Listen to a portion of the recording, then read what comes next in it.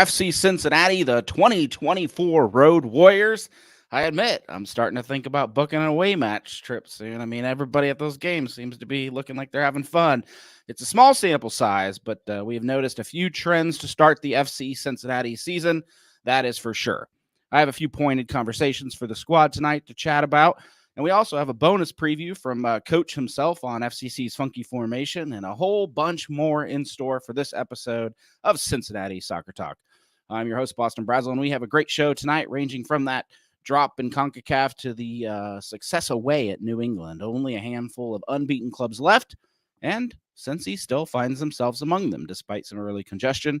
Let's get the cast in here and get rolling on it right away. Welcome in to Cincinnati Soccer Talk. As I said before, we have been here for your FCC coverage since 2016. Glad to have you listening tonight or on the podcast. First up, back after a couple relaxing weeks, Brian Biedenbach. How are you, sir? Got to find that unmute button. Yeah, Boston, that was a little struggle there. I could have used a little assistance with that one. Relaxing weeks, I don't know about that, but I did spend the last couple weekends in my hometown of Cincinnati. Got to see a game thanks to Jason here using his tickets, and got to see my son play a couple games this weekend in the King's Hammer Spring Thaw and almost bring home a trophy. So good opportunity to get to my hometown and in the midst of it all celebrate my parents' 50th wedding anniversary. So shout out to my folks for 50 years. Wow, that's impressive. It's a long time to be with one person. So it's a long time. They've done it. No, that's great. I think that's the cutest thing ever, and two people can be that lucky, huh? So appreciate having you. I surprised you. I actually thought about that when I was preparing for the show tonight. I was like, you know who I'd never throw it to first? Brian. And I was like, I'm really going to catch him off guard on this one. And right. Yep, the mute button's in the same spot. I just couldn't find it. Next up, we'll bring in Jason Ashcraft. Jason, are you blocked by anyone on Twitter this week? Oh, man. I was blocked a long time ago. I make it a point to try to get blocked at this point. Yeah. Congrats, Brian, to your parents on their 50th. And other Brian, condolences on your upcoming divorce since you snapped your wedding ring in half when you went Hulk mode earlier. Dude. So I shattered. There's a chunk out of my tungsten ring. So if anybody listens to the show is a jeweler, hook me up. Aren't those things supposed to be unbreakable? Isn't that the whole thing? Allegedly. Yeah. I think they're just supposed to shatter under a lot of pressure, but yeah. Yeah. Hulk smash. So much for unbreakable bonds. Brian Waggle, glad to have you, sir. I'm just glad to be here, man. After the past 2 weeks of health, and like they said, things come in threes or whatnot. Like we had 2 weeks worth of sickness. I had pneumonia apparently, so I pretty much passed out Monday, literally collapsed. So glad to be back. My ring broke. And then, we had a death in the family. So, it's just been great lately. So, very excited to talk at least one game of FC Cincinnati because I was not able to watch the Thursday night game. Unfortunately, I was on some nice hydrocodone, so that put me out pretty quickly. So, yeah, I remember last week you were on board. You were like, I finally got over this flu. Let's go. Let's have a show. And then passed out. I didn't pass out. I literally collapsed in my house. 1 hour before he's like, guys, I have 103 degree fever. It's back. Somebody, I need an emergency fill in. Awful. I was like, wow. Imagine just getting over the flu and then immediately getting whacked with something. Pneumonia was worse, but the flu still stunk. Yeah, well, we're glad you're healthy and back. I mean, that just means you survived. We all thought you should. I think there was a debate on the show of whether you should have went to the hospital at 103 or not. I did the next day, so we're all good. Checks, X-rays, and all. I can't wait for that bill. So if you can hook me up if you're a jeweler or a healthcare billing official. I can't hook you up with a healthcare provider, but what I can help you out, Brian, is if your HVAC breaks this week, we can hook you up with Apollo Home, our 2024 sponsor. They are offering a $24 heating tune-up, as well as $24 whole home plumbing evaluation or $24 safety evaluation. Give them a call or book online at apollohome.com. We also have a link to Apple Season Pass on our website. You can, if you haven't got it yet, just go ahead and click on that link and download it. And the Apple throws a little something our way as appreciation. So for any fans that are getting it anyway. Like, why the heck not? All right, let's get into your best and worst. If you have them and you're watching live, go ahead and throw them in the chat. We will get to them. First up, Mr. Weigel. Oh, okay. So I don't know if I really have a best for the week. I guess I was excited to see Oriano and Lucho kind of get together and look pretty competent. So I don't want to take too much of your guys' stuff, but that was exciting. My best is that I'm here. The worst of my week is really more of a statement. Can we just stop being friggin' weird? Like FCC, no one to shut your mouth. Like, seriously, we don't have to bang Laurel over the head regardless of how pissed off you are. And we'll touch on that later. But like, let's act sane. World Soccer Talk. Okay, I was blocked from World Soccer Talk today. And the reason that I was given was that they respect my takes, but they were just having enough of FCC's coverage with the whole thing with Laurel going on. So literally I was banned as a quote unquote media member or fan of FC Cincinnati by World Soccer Talk. How demented do you have to be to think that's a rational excuse? Like I knew this website was stupid and all they're around is to sell like Kubo subscriptions, but my God, how weird and stupid are you? And thirdly, homies, I can't get this, okay? Diet Mountain Dew is a staple of Skyline Chili in the city of Cincinnati. Stop being weird and put it back on the damn menu. It's gonna come back. Remember when Frisch's switched away from Coke like 7-8 years ago? There was a massive outcrying, and they wrote it out for like the 3 years or whatever of their contract, and immediately switched back because sales dipped. I'm sure if you immediately change back, then there's a financial reason to do so. I'm with you, Brian. I'm a big Mountain Dew lover. All right, the guy who's not in love with Mountain Dew, Jason, you're up next. I am, like I was mentioning before the show, I am 42 years old.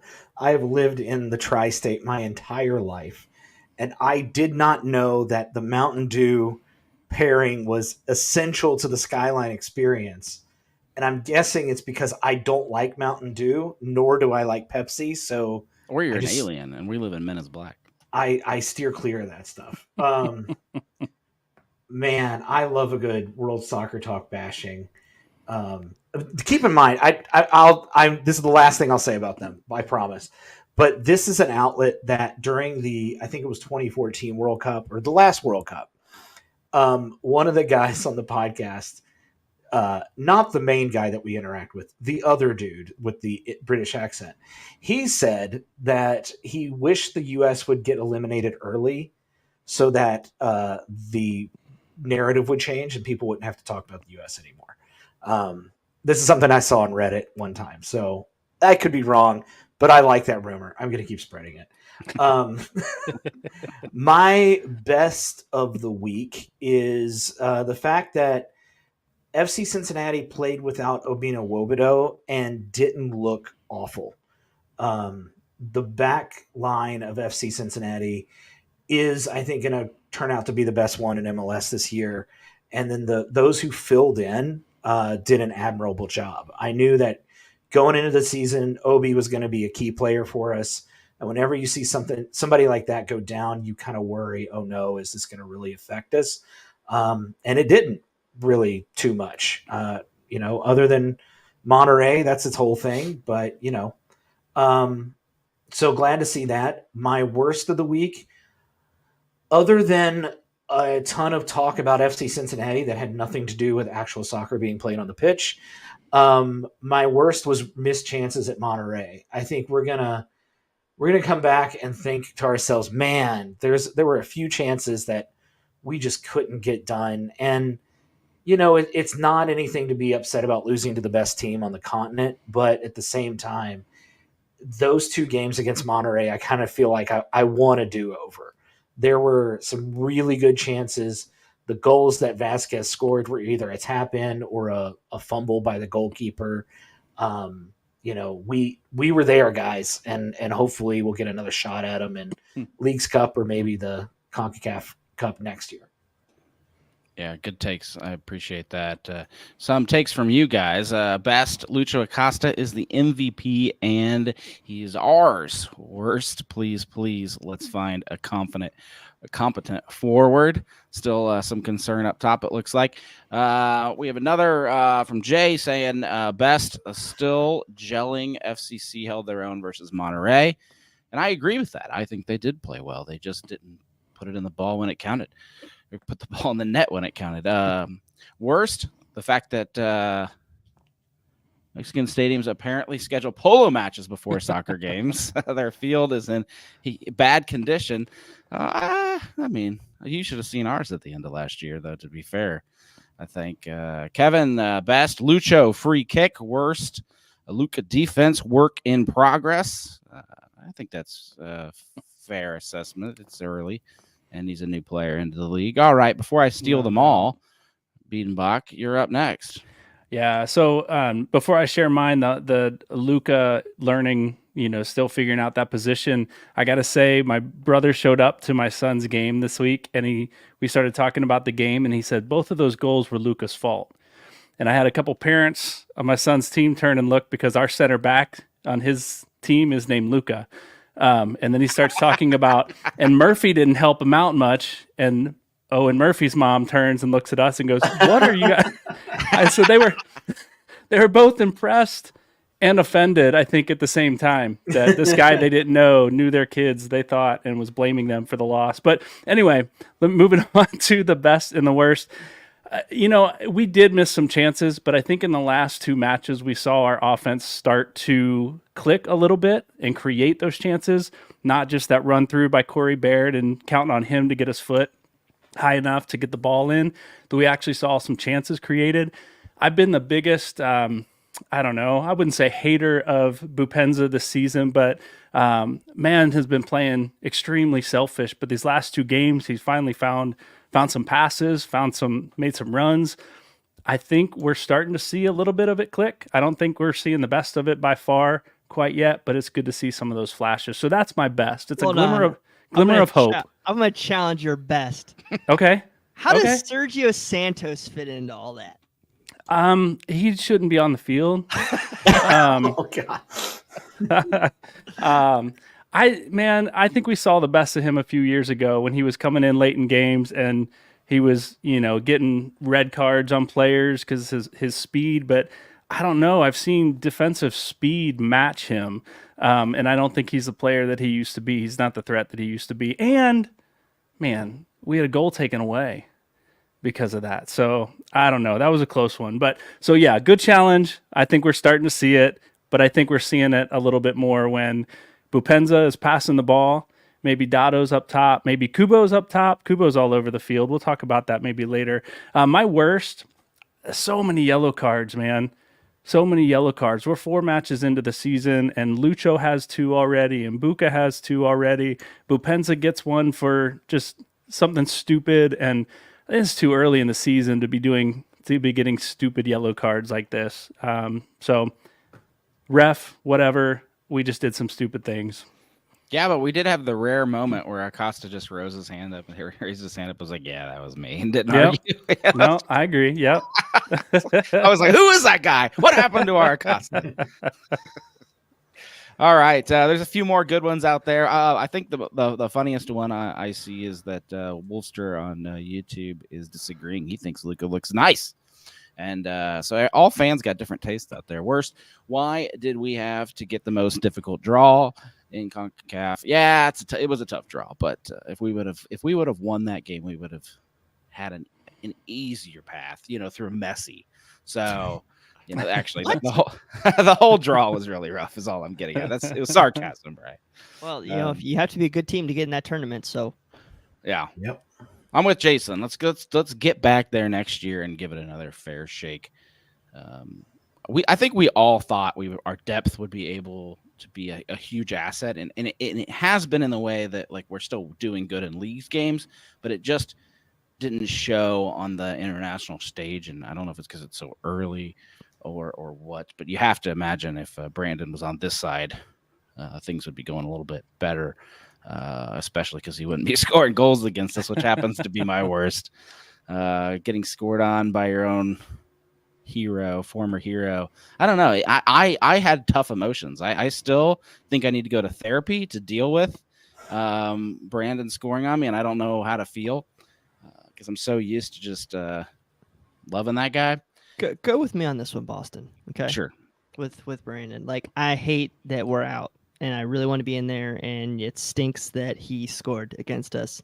But now that all that's passed and Monterrey's advanced, I was kind of thinking about it where, like, I wish we would advance, but I'm also kind of happy for Brandon that imagine if he would have just absolutely crapped the bed in those 2 games, and that intense pressure in Mexico would have just ramped up to level 18 against Brandon. And now he's like, he can just Superman pose his way out of all that criticism for right now, scoring 2 goals against his former team. Like, I'm happy for him, and I'm happy he's doing well, but I hate it's at our expense. Yeah, sure. And I think the best for me was Lucho Acosta removing any doubt about his ability. Sure, he can be a ball hog. Sure, he can selfishly run a play into the box all by himself, totally ignore his forwards, and shoot that shot that goes over the crossbar. But he also can do what he did at New England, which is take the entire team, put him on his back from the moment he comes in at halftime and completely change a game. And a lot of people thought the broadcasters had a mad crush on Lucho and immediately started fangirling. And yeah, of course they did. Like, he's awesome. And look what he did from the moment he came in. That's one of those broadcaster errors I'll totally let him have, because I thought, what else are you supposed to do when a guy comes out off the bench playing as good as he did there? That's the best and the worst. We appreciate you throwing them out and helping us with that segment. Let's get into that Champions Cup match. We lost away 2-1, although we did try to dig ourselves back out of the hole momentarily. You had a little bit of hope, when we leveled the score, and all we needed was that away goal before it fell out of reach again. Overall, though, guys, now that we've had 2 games versus Monterrey, FC Cincinnati against one of the best teams in the cup, how do you think our overall performance was? Are you embarrassed? Not at all. I don't think people gave us a chance going into Monterrey for that game. I think performance, again, we started to see offense make some passes that they weren't making in the first game. I'm not ashamed. I think we really had a legit chance. We make a few of those opportunities early on. I think we got an opportunity to come home with a win in that game. Yeah, I think anytime you have this kind of competition where it's like a 2-leg competition, you really need to come out strong at home. And I think that's where, the whole thing was lost, because it's early in the season. The offense hasn't really found its footing yet, and we weren't able to seal the deal at home. You win at home, and then you try to play for a tie on the road and get that 1 road goal. But no, not at all. I thought, honestly, we should have probably won at home, and then going into Monterrey, I thought we'd get blown out. And to be honest, I was worried, and no, we played really well.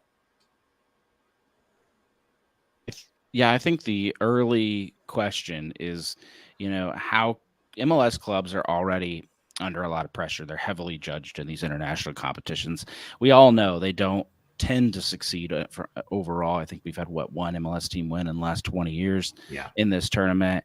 And so especially Liga MX fans just don't take us as serious or don't believe that we're up to par with them. And so do you think, like, if you're a Liga MX fan only, do you walk away with a little bit of respect here? Are you scared to play FC Cincinnati if you're another Club America, something like that, come Leagues Cup? Well, as Jose pointed it out in the chat, but this has kind of been the talking point of the Concacaf Cup forever. It's played at a time where Liga MX is right in the middle of their season, so they're in form, whereas MLS teams are just coming out of their off season. So, there's a lot of bugs to be worked out. And then the reverse is the case now with Leagues Cup, because I think that happens in the middle of their Classicura and Apertura, whatever. So it's just the nature of the calendar, I think. But yeah, I think if we see Monterrey in the Leagues Cup, I think fans of Monterrey are going to come in and say, this is a team that could definitely knock us out coming up. Well, so I mean, just look at like Raiders 90, the guys that Jeff had on his show. I think their reaction was kind of like, whew. Like they played us tough, and they have guys who have a lot of talent, Lucho, and they saw even the bike missed, but Bepenza. So I think there's some respect there, and I think they acknowledged that they were a significantly deeper team than we were. But I think at the end of the day, they had some respect because we were just a very difficult team to beat, especially when they were on the road at home in TQL.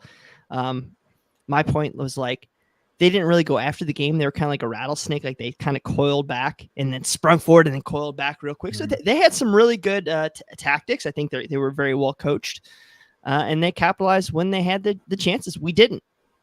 Corey Baird, looking at you, bud. So yeah.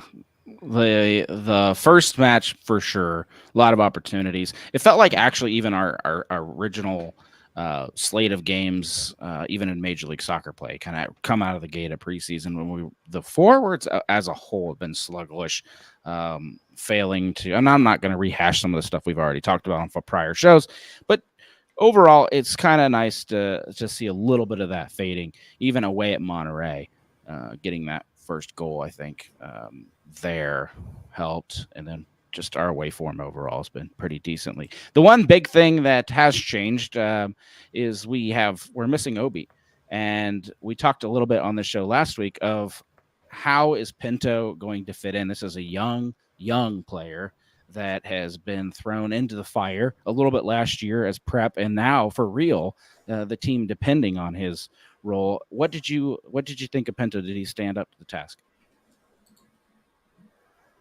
Whoever wants to get. Nobody jump at one.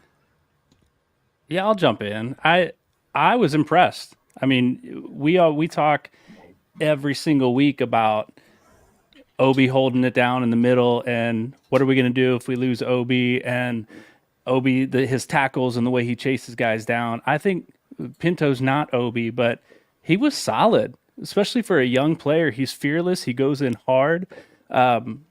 I think with that back line behind him, he knows he can take some chances. And so I was quite impressed with Pinto in these last couple of matches. I think there was a lot of doubt, at least on my side, especially last year at first. I mean, he had some good games, but so have other young players that have come in just for a little bit. Mm-hmm. I'm talking about Dado and other guys where you see like a little bit. You only get 10 minutes at the end of the game, but you're like, wow, that was a great 10 minutes. And then you throw a guy in for 50 minutes to start a match, and that's all of a sudden when you're like, oh, he cannot cut it. He cannot cut it. But I haven't got that vibe personally from Pinto at all. I think he is ready for the prime time. I'm not sure if he's ready week after week, but I think he's done a fabulous job. He's somebody that I think you like. At the beginning of the year, my statement was we need these young guys to have like measurable growth. And if he can keep putting in performances like he did, where he's just not a lost ball in high weeds running, like chasing, like how you saw in Gulo several times last year, just absolutely getting, chasing the whole match. Is he perfect? No. Is he playing too many balls to the side or to the back? Yes. He's not taking any risks, but at this point, when you're up, a couple goals, just sometimes it's best to throw, just get that ball, Lucho, and hold shape. So good for him. Also, I mean, the fact of a young kid going into Monterrey in a huge pressure situation like that, that kid's going to grow regardless. Just experiencing that. So good on him.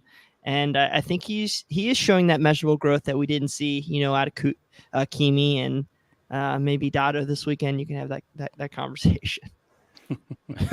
Well, if you're coming in and filling in for a player and you really are not used to playing time, you're not used to playing with the A team, I guess you could say, not turning the ball over. Pinto is in a position that could be really, really, really bad if he screws up, and then all of a sudden the ball's coming the other way, and then there's a goal on a platter, right? So I think the most, even if you are going sideways or backwards, the most important thing for him is not to be the young guy in the field that does the big turnover and is super inefficient. Don't worry, Sergio Santos will take care of that for him.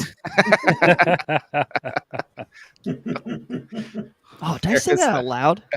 You did. Jeez. Oh, okay. And then I'll be remiss if I didn't talk about the near Galazzo bicycle. For those few people that saw it because of the broadcast cutout, there was an amazing almost bicycle backward scissor kick, depending on which analyst is out there. They all have different takes on whether it was a real bicycle or not, but it was gorgeous, whatever it would have been. If it would have scored. Brian, you look like you want to jump in. I just wondered if it really happened, if you didn't see it. I mean, I'm hearing stories of this, but yeah, no, I did see the highlight, and it was pretty, and 2 more inches to the inside, and we even that match up. Yeah, you're voting for goal of the week, right? Absolutely. Is that allowed? Will MLS let us vote for that if it's in? Yeah, absolutely. And I would even say this. We joked about Sergio Santos, but his shot the other day was pretty as well. Just snuck through, but that's a different game. Talk about that later. So I assume you're alluding to the whole FS2 cutting over to the college sports. Yeah, it was actually right before Boop's attempt. Yeah, so love Boop that he can create something out of anything, really. So that's still like a hallmark. I know people dig on him, but I love seeing that. But it's the whole thing with FS2 bouncing FC Cincinnati, Monterrey. If this is just not another case in point why the whole Apple TV deal is in the best interest of everybody, I don't know what is. I mean, you have U.S. Open Cup broadcasting games on ussoccer.com or selling their rights off to somebody else who values them more by making more money by selling those to another party. It's just laughable that there's people out there that think that this. I'm going to turn it into the Apple TV deal conversation, but it's just a friggin' shame, and I think it's a missed opportunity by Fox Sports, because you're literally just crapping on a huge fan base in Monterrey, and I guarantee you that our game versus Monterrey had a good amount of TV viewers on there. So, I mean, maybe it's time that they need to take a look at Apple TV for Concacaf Champions League, but it's an absolute shame that a platform like this can just be crapped on for a quarterfinal Pac-12 game. And it would have had great viewership on the app as well, that it said it was moving to the app, and it never did. So I'm assuming somebody got fired over this, but I doubt it. No one's getting fired over this. Gus Johnson. Hey, tangent. I will die on the hill that Gus Johnson was not given a fair shake as a soccer announcer. I agree. For reasons. But I would be interested to see the actual numbers, because I think one of the things people think is that soccer is way more popular than it is. And let's not forget, a few years ago, MLS Cup final was delayed because of a regular season non-conference college basketball game on ESPN. And they decided to wait and not show you can't cut out of it because it's not over. So, I mean, Brian's absolutely right. This is why the Apple TV deal is great. But if there were more than 200,000 people watching this game, I would actually be very surprised. Which is very good. But you have to remember, it's a different type of soccer fan that watches Liga MX. And they're watching it on TUDN or Telemundo. Okay, they're going to watch wherever they can see it. Jason, the biggest difference was in that game that my team wasn't playing. And in this game, it was. No, I'm mad about it. I think it's just really funny. I mean, I'm upset about it, but at the same time, like, I don't know. I've had a weird day on soccer Twitter, so I'm like, yeah, it's just not that popular, guys. Relax, Greg. It's soccer. We'll get there, but come on. I feel like it gets a lot more popular every year, to be fair. It does.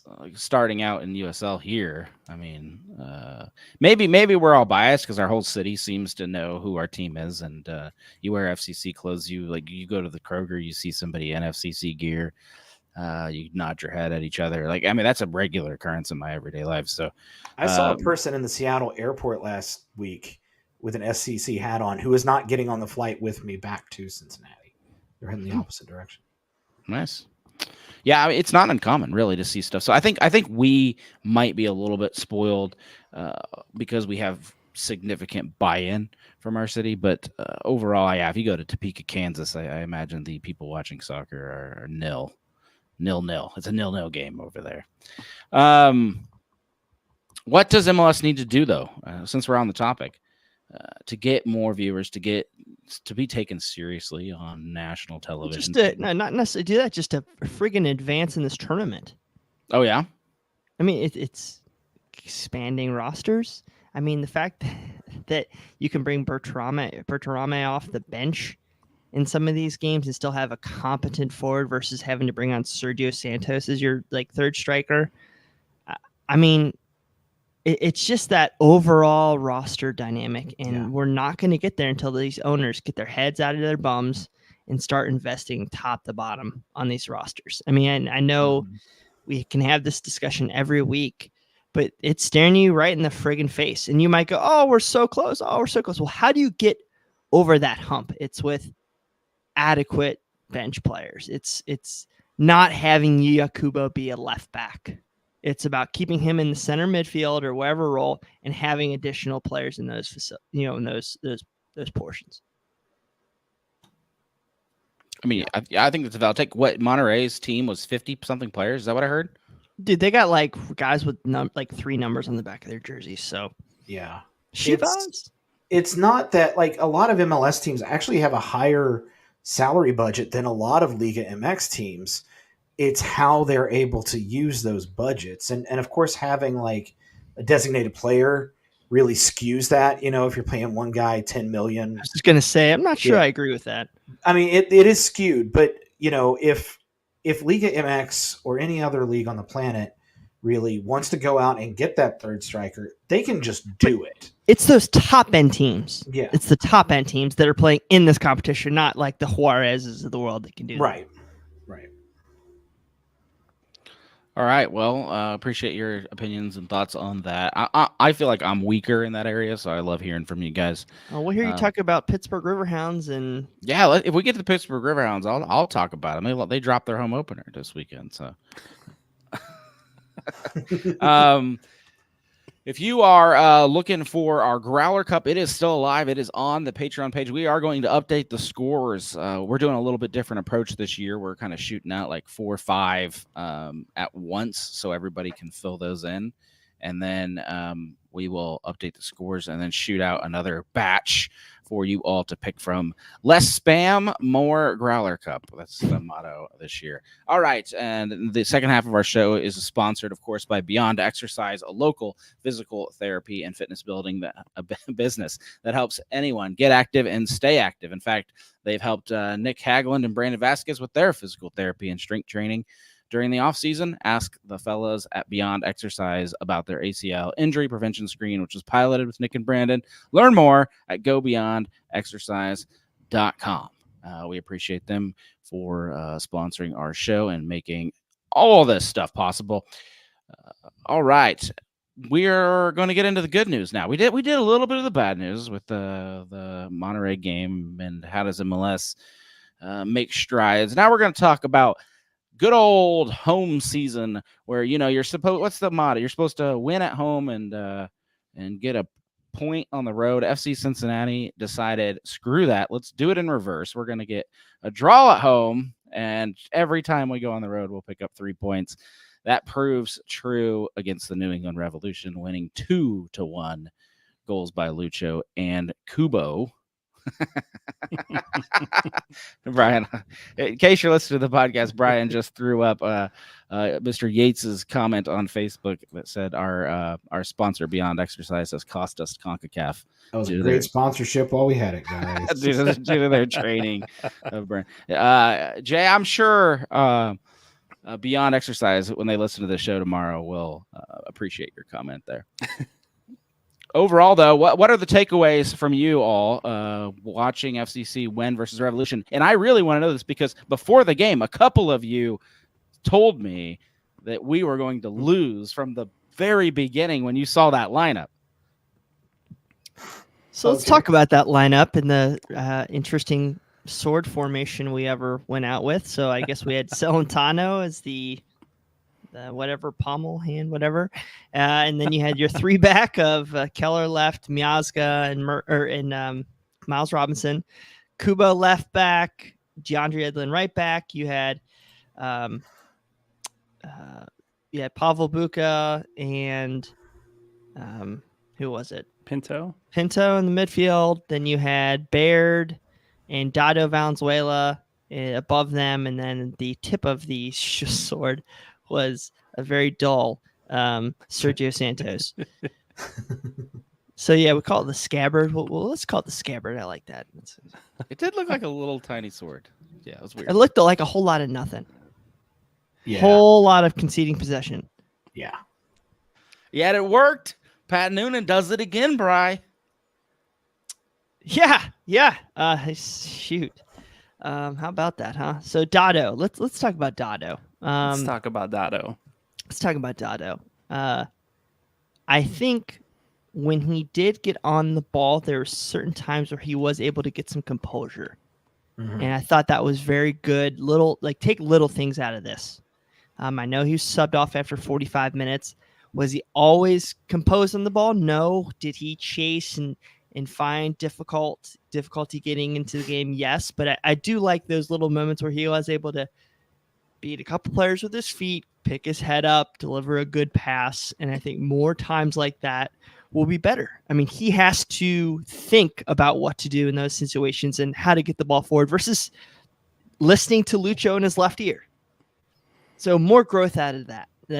I want to see Dado play for 45 or 60 minutes in a lot more of these games. He's not going to have those chances till I think May when we get a little bit more schedules congestion. But hey, man, the little things will build for him. Right. I agree with that. I think we've all kind of assumed and maybe been told he's the 10 in waiting, right? Kind of heir to the throne of Lucho potentially someday. And I've seen that creativity out of him. But without Lucho on the field, opening up those spaces for him, I was a little underwhelmed by Dado's movement off the ball. I felt like there was a lot of times he wasn't sure what space to be in. I saw him standing and watching instead of moving to an opening where, we've seen Lucho kind of squeeze his way into places or find big open spaces and Dado kind of just holding his own on the field. So I wondered too if it was, strategic on Noonan's part to say, I know you're a creative player and you find spaces, but I need you to stay in the middle of the formation today just to kind of help hold it down and create when you have opportunity. So some of that's on him, but I wonder how much of it was Noonan in his ear. And the thing that I think you see out of Kimi or some of those young guys, even like when we were playing Jamaica, is their speed of decision making. Mm-hmm. I want to see that improved a little bit more. Yeah. And I know he was, I said composure and get on the ball, but you still got to take that up when you're playing these guys. While New England might not be a great team, there is still a lot of talent on that roster, experienced talent that'll put you under some pressure. Pat Noonan actually talked about it. They asked him why he played a little bit of the lineup he did. He said it was to find a couple advantages in front of their back line. He thought, I'll just read the quote. He said, "You've got two very physical center backs," speaking about New England. "We were hoping Sergio Santos could kind of position himself in a way where we would free up Dado and Baird in what we anticipate their shape might look like and finding ways to play through the middle and not always looking at the safe way to play around. But, we found some really good moments and did nothing with them, I thought. And again, I like how we play through the middle to get moving to goal. There was a little bit of missing the right pass at the right moments to advance the ball on the dribble to put their back line under more pressure to get in the box. We just lacked a little bit of sharpness, especially in the first half in those moments, but I like the personnel we had for that shape." So it was deliberate. Did I misspeak? No, and I think that Eric, mentioned something in the chat there about, I was just going to say, the players he's playing with, that Dado's out there with, he is a creative player. We've seen him be creative and move and hit the one-time passes with Oriano and with Acosta when he's out there. But he's out there with Baird and he's out there with Santos, that all of us, as we've mentioned, have been underwhelmed with in their movement. And so some of it, I think, is the chemistry, lack of chemistry, and lack of motion and creativity potentially up top. Now, I don't want to, you got to work through that. He's a young player, and I think he'll figure it out given more time. But that's what I saw, and I was a little underwhelmed with it. Speaking of like Santos and Baird and how they don't create space for anybody. And you saw it more evident in the second half when Dado came out. Luca and Lucho were doing some really great play on that left-hand side. And both Baird and Santos ran into into the same space on multiple times. And even one of those times literally dragged three guys right on top of Lucho, giving him no space. Whereas Brandon Vazquez, I know Brandon Vazquez love show today, he would have peeled his run off to draw those guys away. And you're just like, these are two MLS veterans. I need to, I know I've given Baird a little bit of leash, but it's time to demand better from these guys. It's kind of embarrassing that little basic stuff like this are reasons why we're losing points here or there and could cause us more throughout the season. I'm wondering if Baird, I admittedly, I didn't watch a lot of him at Houston, but I feel like he played a wider position most of the time and really didn't play in the middle that much. And I do know that when he was at RSL, he did not play like as a forward who was getting in the middle that much. Plus, RSL had a target striker in Damir Kreilach that took away a lot of that attention from the defense. FC Cincinnati doesn't have that this year, and we're kind of stuck now with Boop and Baird as our first two. And then if Bupenza's not playing, yeah, you're going to get an issue where you have Baird and Santos, who are two guys that I don't think really want to be in the middle. I mean, heck, it didn't even seem like Santos wanted to be up the field against New England half the time. But I think that's part of the issue, is that they are the same player in terms of what they're wanting to do on the pitch. Yeah, we've heard from you guys. We've heard from Pat Noonan. Now let's go throw it to our own coach and his tactical takeaway about FC Cincinnati's sword formation. Hey, everybody. Welcome in. Hey, everybody. It's time for Coach's Tactical Takeaway for Week 6, a segment where I'm going to come in and talk about one tactical thing that I see each week. This week, I want to talk about a new formation. It was maybe more of a formational tweak than an actual new formation, but we saw Pat Noonan line FC Cincinnati up with a dual 10 formation. So what this means is instead of playing a 3-4-1-2 with a 1, Lucho Costa underneath two forwards, we played a 3-4-2-1, two double 10s underneath a lone forward, which was Sergio Santos. I loved this for a multitude of reasons. First and foremost, what this did is it simplified the game for Sergio Santos. Having just him up there allowed him to pin those center backs. And when the ball did come to him, he often was able to just knock the ball down to Corey Baird or Lucho Acosta instead of always trying to have to hold the ball up and find his next pass. Secondly, it simplified the game for Corey Baird, who we've seen struggle a lot lately. He was so much more involved in this match and receiving those aforementioned knockdown passes. He was able to do so facing the way he wanted to go already, instead of having to check into space, receive with his back to goal, and then work out of pressure from there. And then the last thing that this did is for the double number 10s, whether it was Dado Valenzuela in the first half or Lucho Acosta and Corey Baird in the second half, what it does is it cuts the field in half for these guys defensively, and that helps the entire team have more structure. Both of those players are dropping into the defensive half spaces when the opponent is on the ball. Even if they don't do a lot of work there, they're blocking passing lanes, which allows Pavel Buka and Malik Pinto or Yuya Kubo in this match to be more aggressive, marking the opponent's playmakers. In this case, it was Carlos Gil, who did not have much of an impact on the game. And I think in large part, it was due to this double 10 formation. I have no idea if Aaron Bupenza can maintain enough verticality to get this to work, because he loves to also drop into the midfield. I have no idea if Lucho Acosta can keep himself on one side of the field often enough to play as a dual number 10 instead of a lone number 10.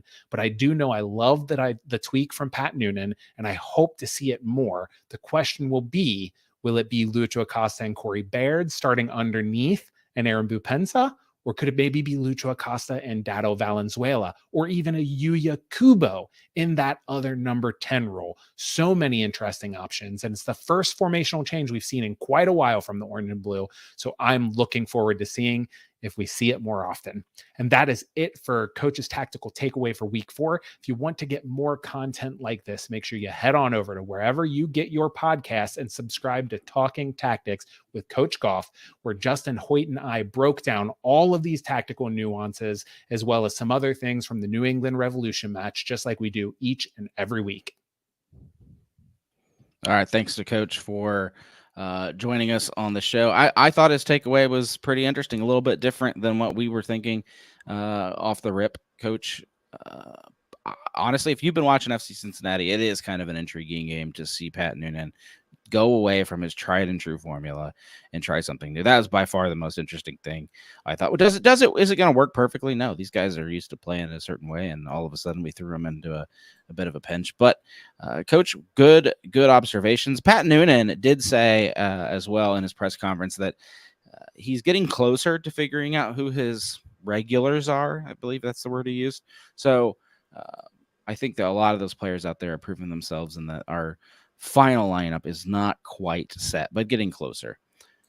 Still, though, having Lucho and Bupenza off the bench is a heck of a bench. So the players, as much fault as you want to find with Baird and the players that were out there, they did keep the game 0-0. So in a way, they did their job, and then Lucho came in and did his. One big thing we noticed right away was Luca's goal got called back. There was some confusion. Who here wants to tell me why that goal was offsides?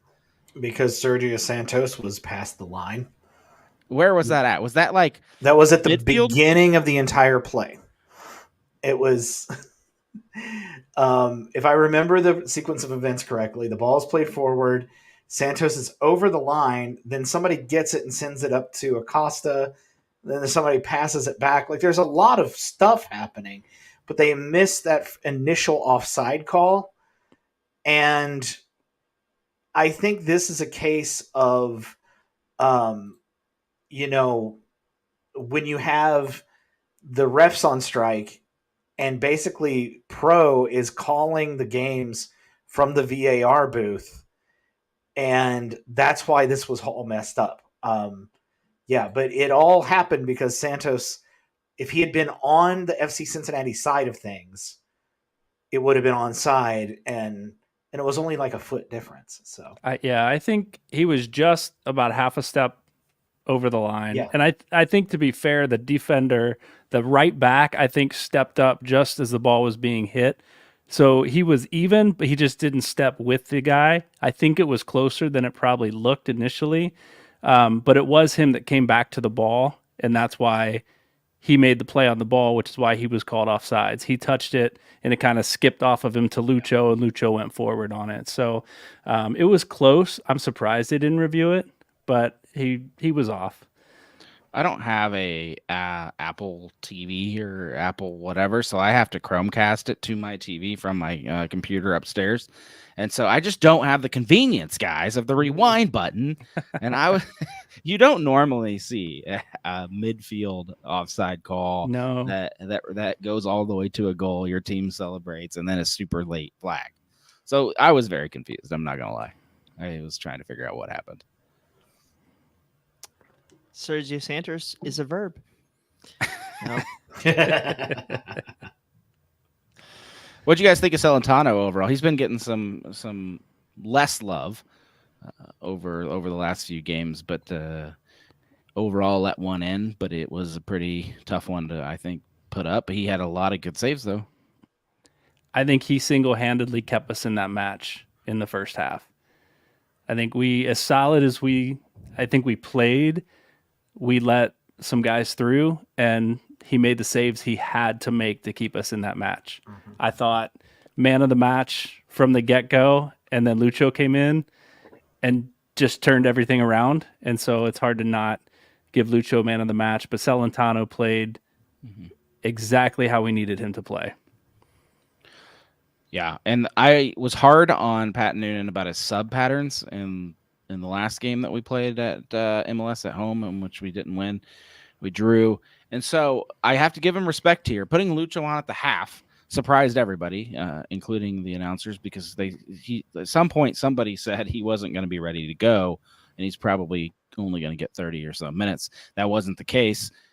Lucho came out, and he begged to go in at halftime. He had to.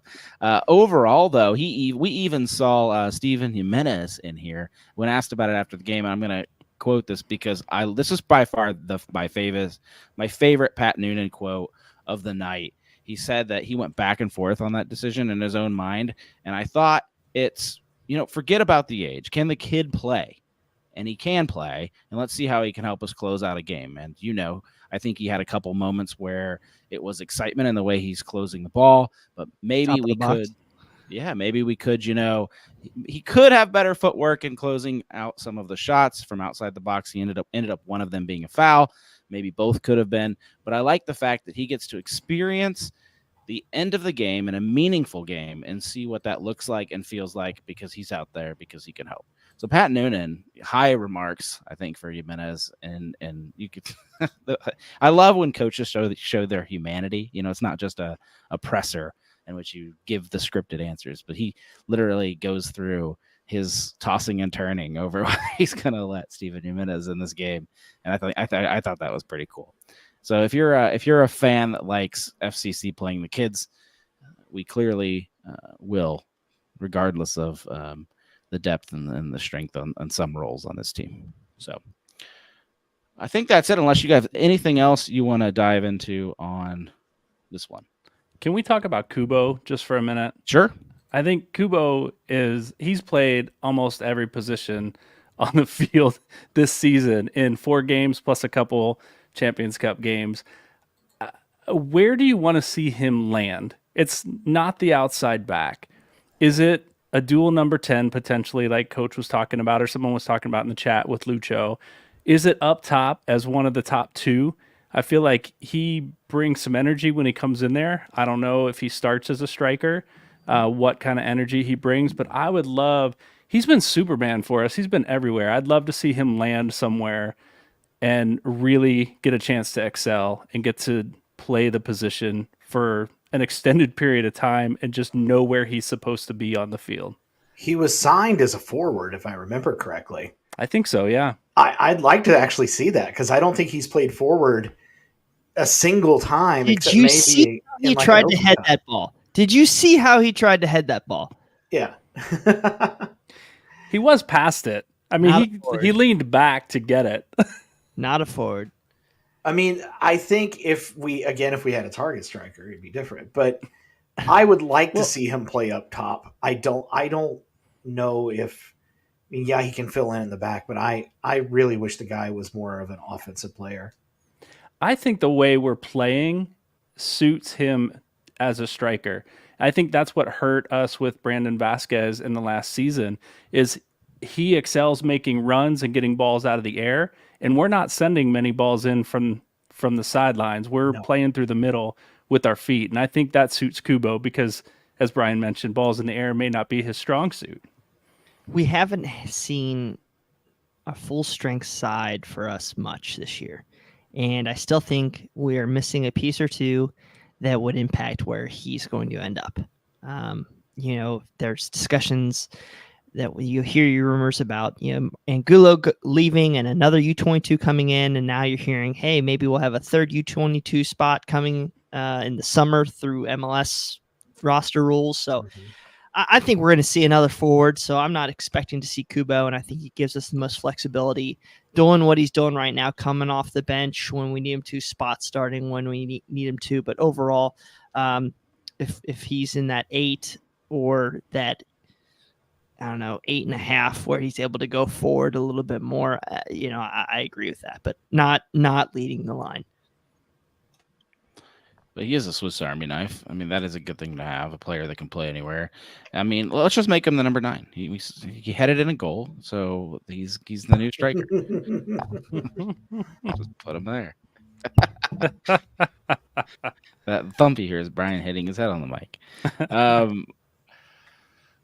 I think it was a great statement win, a confidence booster for the club. And I think the one cool thing about FC Cincinnati is the maturity. We can go on the road and we're not intimidated by the crowd or lack thereof. But either way, it's not a big deal for FC Cincinnati to go to Chicago or go to New England. And I think that they're a tough team that's going to be for any home team to really get rid of and to easily win that game and get rid of us and throw us out. All right, we'll move on to other news in Major League Soccer. We're just going to ignore the title of this episode with FCC makes Porter a meme. The best part about that damn game was seeing Porter with his hands How on do you his know that face wasn't in my crying. I'm so glad you said that. You were going to use that as your final thought. Cop out. Did you put that? Yeah, this is not even on here. Always my favorite. Always my favorite. I hate that guy. It was meme. It's Meme Monday on Reddit. Did anybody go see if there's Caleb Porter memes? They're better, Ben. I didn't have time to go check it out today. You're Mr. Reddit. You got to give that to us. We always throw links to you. It's never the other way around. If you haven't, go ahead and go out there and find the picture of Caleb Porter with his head in his hands. This is the same guy that shushed us a couple years ago. Twice for draws, not for wins, for draws. Yeah. Go out there, put your favorite meme on it. Like there should be one right now. If there's not, that just says Skyline switching away from Mountain Dew. Oh my God, yes. When mom tells you you're out of chicken nuggets. And post them out there so we can share them. And then I'm flipping. I don't see that anybody has made it, and I'm really disappointed if that's the case. All right, bummer. Because our fans are mature fans, right? No, because I did see a picture that someone posted of an FC Cincinnati bedroom, and never mind. All right. Mm-hmm. In other news, the Major League Soccer referees are still locked out. I'm going to be honest, folks. I thought it was going to be over by now, but it's not. In case you're just following the news, I haven't heard any big updates. Anybody here to correct me? Any big updates? Or are we just going to keep this train rolling and boredom? Ted Uncle, I miss you. Yeah, no, he doesn't. All right, and I think the biggest news of the week out there in FCC land, if you lived under a rock, you missed the club's statement on their website of explanation on why they suspended Laurel Failer's credentials for 2 weeks. Laurel Failer responded. I think she called them bullies and said, stand up to bullies, and strongly disagrees with their reasonings. The whole reporter world, it seemed like, stood up, and Laurel's got a lot of allies out there right now. I'll tell you what, I don't know if FC Cincinnati thought they would get the amount of heat that they are getting, but it is now a national news story. Guys, do you have Yahoo? Do you guys even know that Yahoo's still around? I got an alert on my phone from Yahoo Sports about this press credential being revoked. What on earth? Who would have thought? I spent 10 years. I don't consider myself an expert at much. But my professional background is communications and public relations. And I have dealt with all sorts of stuff. I worked in sports communications at Xavier after the brawl happened. You all remember the brawl. if you're a Cincinnati sports fan. Like I know about digging your own grave and letting someone get in front of the media or get into the media and say something. We're gangsters. Yeah, zip them up. And letting people talk to the media and then just making a situation worse. Oh, that was a priceless press conference. And I am going to tell you what I think happened. Here we go. I may never be on the podcast again after this. For the record, this is a conspiracy theory. No. Yeah, it is. But everybody's been spamming the FC Cincinnati account with hashtag free Laurel. And this story was going to go away. It had already died down. She's going to get her credential back this week, I think. They should have just shut up. As a professional PR person, that would have been my advice. Shut up. Don't say a word. Nothing. If you have to put out a release, you should have done it on Monday. But people kept spamming the account, and it probably made somebody in the front office really annoyed. And so they went to, God help them, whoever their communications person is, and said, write this. And I've been in that situation where your boss says, do this. And you're like, no, but I don't want to get fired. And so instead of just letting the fire burn itself out, they just went and threw a whole big bunch of gasoline on it and made it 1,000,000 times worse. And the worst part about it is they did it before a game, the biggest game of the year thus far. And they did it before that, so that instead of us talking about that game, we now have to talk about a problem which was going to go away. And now random FC Cincinnati fans are getting banned by World Soccer Chalk on Twitter simply because we exist and this Laurel Failer situation is going on. I mean, yes, Laurel should not have had her credentials suspended. The punishment doesn't fit whatever crime they're accusing her of.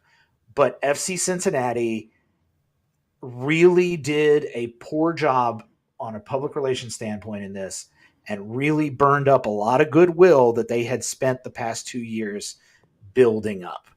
And they took soccer as a very small niche thing and they made it a national story. And the PR professional in me is just screaming at, how can you let that happen? You're not wrong. Most of the other Major League Soccer teams and fans didn't even know. The story had made it a week, and it had stayed confined to our little bubble, just like the internet FC Cincinnati fans. That was it. And Mo Edgar, that was the biggest celebrity that was carrying this story a week ago, and now it is ESPN and every news publication out there. Every MLS team knows. Every group of fans know. The supporter groups are putting out statements. I saw DI's just came out tonight. So didn't go away, blew up even further. I just hope the two parties can move on come Friday. You know, Laurel gets her credentials back.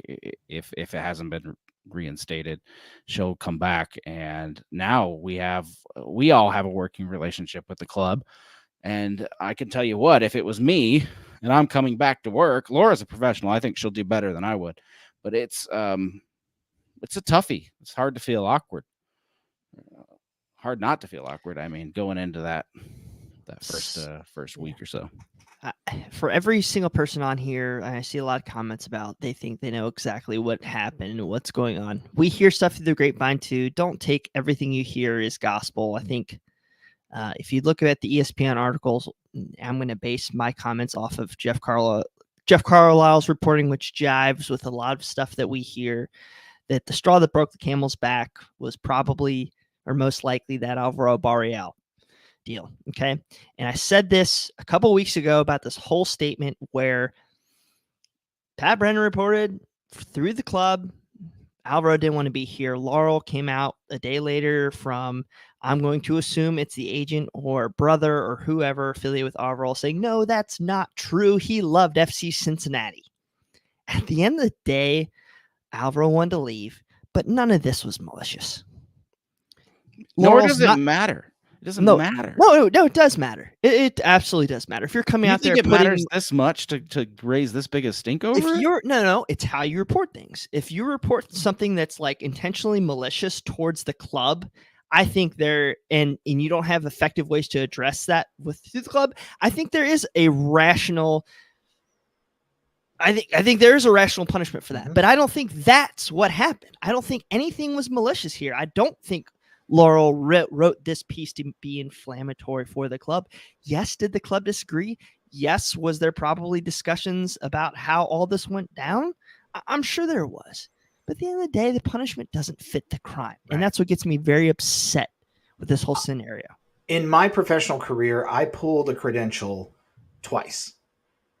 And both times, one was for someone who honestly did not, they faked being media and they somehow got a credential. They just wanted a free ticket. The other time, it was because someone was doing something egregious to the point of almost harassment.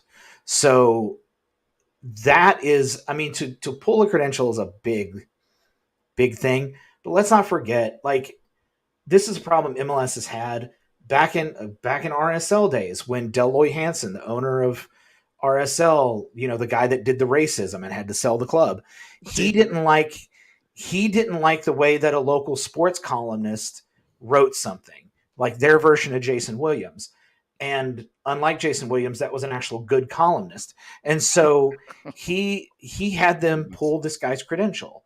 So this happens. I've seen it happen in other sports. But like I said before, like, this is something you could address this offline. And especially if a reporter's going to say something. Don't insinuate that didn't happen. I'm saying it. No, 100%. It probably did, but you pulling a credential to an actual reporter that has a following, that's going to get out. Pulling a credential from like joesphotography.com, no one cares.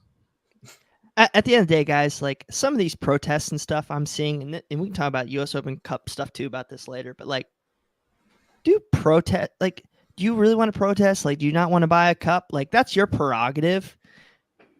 And I'm going to disagree with Cliff on here, and we respect each other.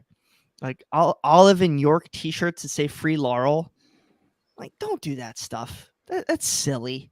I mean, do you really think she wants to see people wear Free Laurel T-shirts 10, 12 weeks from now? It's stupid. If you want to do something good, give her money to her Patreon. Okay. Yeah.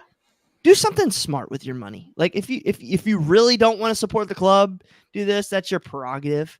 But like, do something positive versus negative. Okay. Support independent media. I'm just wherever way you want. We have or buy a Pat Brennan subscription. I'm just bummed that we're still talking about it, because really there are more fun things to talk about on this show. And we hate to even waste all of your time with this. It just happens to be the biggest news story of the week. Unfortunately, it's not about soccer. It's just about something going on with all this club media stuff. We were hoping it was all behind us, but it's not. So if anything else breaks, let's just hope this is the last week we really have to dwell on this report. Miles Robinson, in a much better news, got called up into national team duty with the United States men's national team. So we are excited about that. Brandon Vazquez snubbed, I think, probably overall. A little surprised by that, as well as he's playing. You're not? No. He's not a Greg guy. People need to get off hoping that Greg told him to go to Mexico and get playing time. Greg didn't tell him jack, because Brandon Vazquez even said he hasn't talked to Greg.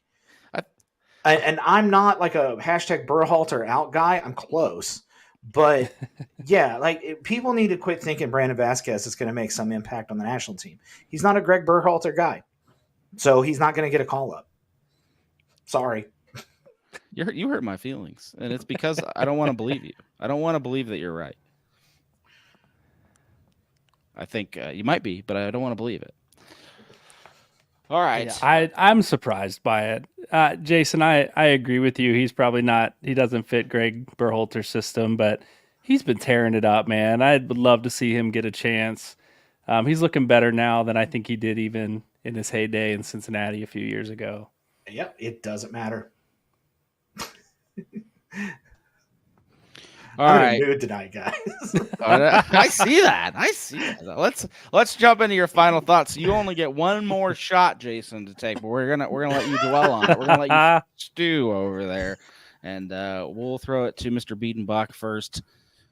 Give us your final thoughts on the day. Yeah, I think I'm going to keep mine just with the team and their schedule and how they're playing. And, as much as I would have liked to see them advance in the Concacaf Champions Cup, I think having tired legs is, we're playing every 3 days, every 4 days, and we're going to have to see, we had to see some of that rotation. I'm really excited to see a week in between games when guys can play rested and see what this team can really bring to the table. I think they can be scary, and I don't think we've seen the best of them yet. And so I'm just excited to see until Leagues Cup rolls around how these guys play with a week of rest in between games. All right. Appreciate you being on tonight.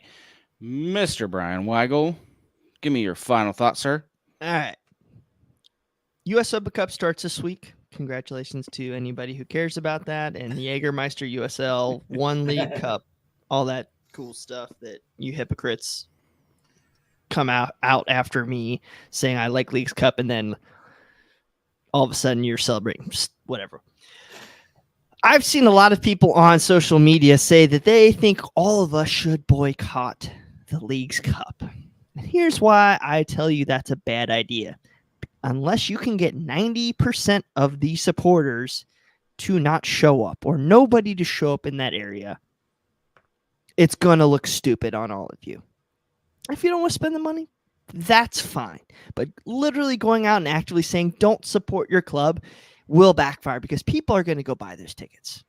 Okay? It's pointless. It's useless. Spend your money however you want to. I would love it if you bought your tickets and gave them to a buddy, or stop just doing this silly crap.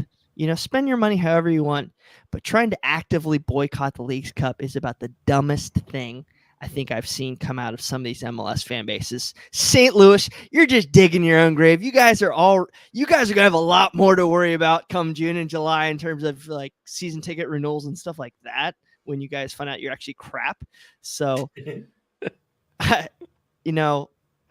love this all the hypocrisy out there, and it just makes me smile every day. But seriously, guys, try to support your club. Don't actively try to hurt your club. Find ways to do it in a positive fashion. That's all I'm saying. Like, I even see I must have rolled Clifford in the mentions because he's posting all this Olive and York stuff. Hilarious.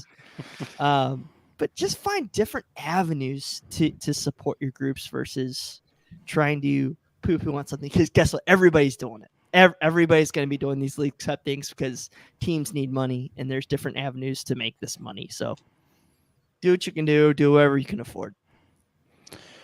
Yeah, it's been an interesting week. I see some of that stuff that you're talking about. My personal take is that I'm not gonna punish the players for something that Don Garber has done. I'm a big Open Cup fan, huge Open Cup fan, but I didn't do it though. Well, whoever. I just don't see the point of Lucho Acosta having an empty stadium for it. Is my point. But we'll throw it to Open Cup. Huh? We'll throw it to Jason. It's not my fault. So this weekend was big in soccer around the U.S. We had USL kicked off their season. Congrats to Pittsburgh Riverhounds. They're going to have a new stadium apparently built, or at least expanded. Oh my God. NWSL kicked off, which was really exciting because Kansas City opened their brand new stadium and put a big whooping on the Portland Thorns. They put up like a touchdown on them. But I have to say something, because I was really excited for the return of the Utah Royals. And I had to go on Google. I had to look on all my streaming apps just to find where to watch all of these games. And I've been hearing from talkers about world soccer about how awful this Apple TV deal is and how it's going to destroy MLS and make them completely irrelevant and all of that fun stuff. Meanwhile, if I wanted to go and watch an NWSL team, I had to go and like look up on Wikipedia where they were. It was insane. Plus the Hallmark fact Channel. I don't even know what channel it turned out to be on. I had to watch the highlights because they're on CBS Sports, they're on ESPN, and they're on Hallmark Channel. Hallmark Channel. Like they're on like 5 different They are. things. So in order to stream, you have to have Paramount Plus, which it's paywall, by the way. But we've been hearing about how bad the Apple TV deal is. Same with USL. And all the ESPN games, God love them, like Lexington Sporting started their season. The camera was out of focus the entire time, and it sounded like the announcer was doing this the whole time. So, like Apple TV, just shut up if you don't like it, because at this point, we know where every single game is on. We know what time the game is on. All of the games are in 4K. All of them have somewhat professional announcers. It could be a lot worse. And the only reason people don't like this Apple TV deal is just because it's MLS and it's something different. Just wait a couple years because Major League Baseball is going to have the same thing on Amazon. Thank you. I just think it's amazing that like 8 years ago, Boston Razzle Dazzle Brazzle had a higher quality broadcasting UC women's soccer games than Lexington SC does. So hey, Justin Blair, get your buddies to actually fix their club. There was one game I saw where like a pole was in front of the camera on like the final third of the field. So if a ball like went anywhere to the right of the goal, there was a pole. Ding. Sorry. We did it. We did it. This is an event session. Me and Jason, we just riff on each other. I love this. I just want to clarify. Our UC streams were pretty sweet, but I will say that they had one major flaw. The coach of the team could not stand the matches being up after because he thought the other team, that he was going to play the next week, was going to like scout him and figure out all his formations. So you had to catch that game basically live, because the moment he'd get back to his office, he'd be like emailing the UC department and asking them to pull it down off the website. So it was difficult to watch too, for other reasons. I'll leave that as my final thought. A little story of the old college soccer past. I do look forward to catching some of these Open Cup streams, though. And if you are in the mood for some random soccer, there's always at least one crazy event in the Open Cup. Some mom that runs on the field yelling about the noise, or some weird. So these early rounds can be kind of fun if you catch the right one. And hopefully we see some upsets and see some fun stuff this year, despite FC Cincinnati not being in the tournament itself. Thanks, guys. Appreciate you all being here tonight. And thanks, everyone, for listening. Thank you to all of our Patreon supporters. We appreciate you guys as well. I won't read all the names out this week, but you know who you are. And we will see you next week.